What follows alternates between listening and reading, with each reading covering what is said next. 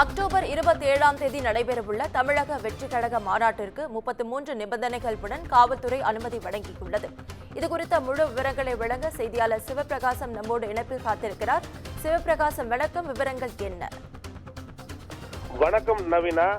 விழுப்புரம் மாவட்டம் விக்கிரவாண்டி அருகே உள்ள வி சாலை பகுதியில் தமிழக வெற்றி கழகத்தின் முதல் அரசியல் மாநாடு அக்டோபர் மாதம் 27ஆம் தேதி நடத்த அக்கட்சியின் பொதுச் செயலாளர் புசி ஆனந்த் விழுப்புரம் மாவட்ட காவல் கண்காணிப்பாளர் அலுவலகத்தில் மனு அளித்தார்.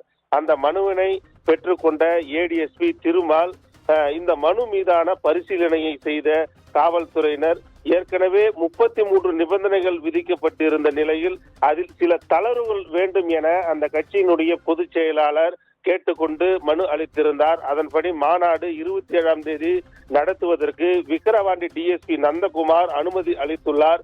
அந்த அனுமதியில் அளிக்கப்பட்டுள்ள நிலையில் 33 நிபந்தனைகளில் 17 நிபந்தனைகளை கட்டாயம் கடைபிடிக்க வேண்டும் என்ற உத்தரவுடன் அந்த அனுமதியானது அளித்துள்ளார். அதாவது அந்த 17 நிபந்தனைகள் மாநாடு நடைபெறும் நாளன்று போக்குவரத்து இடையூறு ஏற்படக்கூடாது, வாகன பார்க்கிங் செய்ய அனுமதிக்கப்பட்ட இடத்தில் மட்டுமே வாகனங்கள் பார்க்கிங் செய்ய வேண்டும், சாலைகளில் ஓரத்தில் போக்குவரத்திற்கு இடையூறாக நிற்கக்கூடாது, கட்டாயம் கர்ப்பிணி பெண்கள், முதியவர்கள் போன்றவர்களுக்கு தடுப்புகளுடன் கூடிய இருக்கை வசதிகள் அமைக்க வேண்டும், மருத்துவ வசதிகளுடன் ஆம்புலன்ஸ், தீயணைப்பு வாகனங்கள் மாநாட்டு திடலில் நிறுத்தி வைக்க வேண்டும், குடிநீர், கழிவறை, உணவு சுகாதாரமான முறையில் வழங்க வேண்டும், பேனர் வளைவுகள் தேசிய நெடுஞ்சாலைகளில் போக்குவரத்திற்கு இடையூறாக இருக்கக்கூடாது, முக்கிய தலைவர் விஜய் மாநாட்டிற்கு வரக்கூடிய வழித்தடங்களில் தடுப்புகள் அமைக்க வேண்டும், மாநாடு திடலில் எல்இடி திரை மற்றும் சிசிடிவி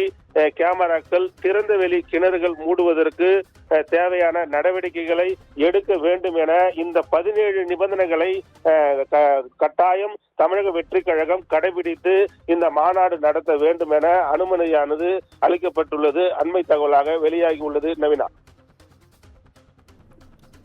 விவரங்களுக்கு நன்றி சிவபிரகாசம்.